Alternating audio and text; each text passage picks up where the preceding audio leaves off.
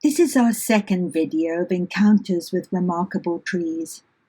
My name is Victoria Elbroch. I'm an artist and printmaker, and my husband Lawrence is a photographer. I hope you enjoy watching our creative process unfold during our time at Croft Castle in Herefordshire, UK, where Larry and I had a 10-day immersion in 2020. What a privilege it was to be in a National Trust cottage on that huge property. We were so close to our inspiration and able to form relationships with various trees and see them in every light. The first tree unexpectedly ended up being two drawings. There was a very ancient gnarly oak just to the right of the car park.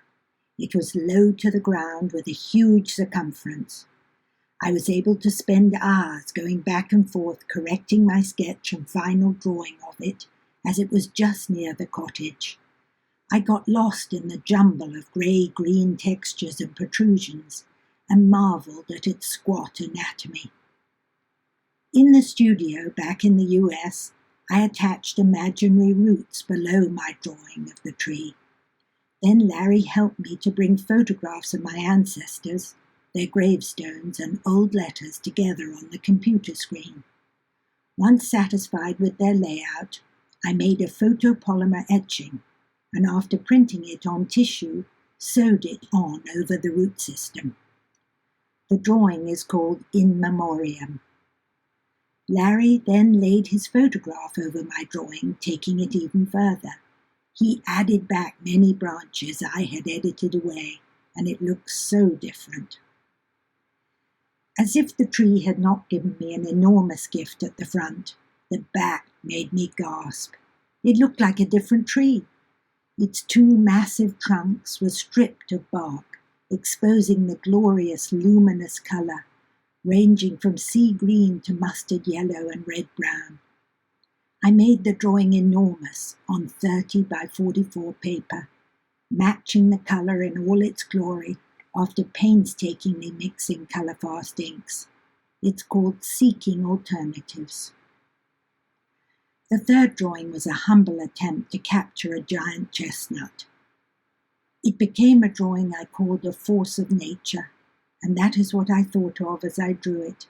It swirled defiantly upward, undefeated by storms, but in a pandemonium of broken branches and unexpected sudden protrusions. It made me feel small and very unimportant, but still challenged me to capture its roiling spirit. Larry went further with this drawing again, combining it with one of his photographs and making it so much more exciting.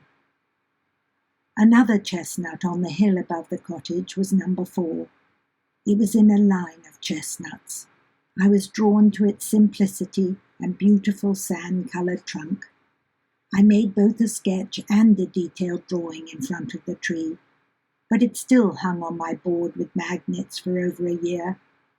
I periodically tried to finish it, but nothing came easily. It took ages to resolve into a finished piece. This time, I added imaginary roots that started as a trace monotype on massa paper, and then were cut out and attached below the tree. I rebuilt the base of the tree to cover that join.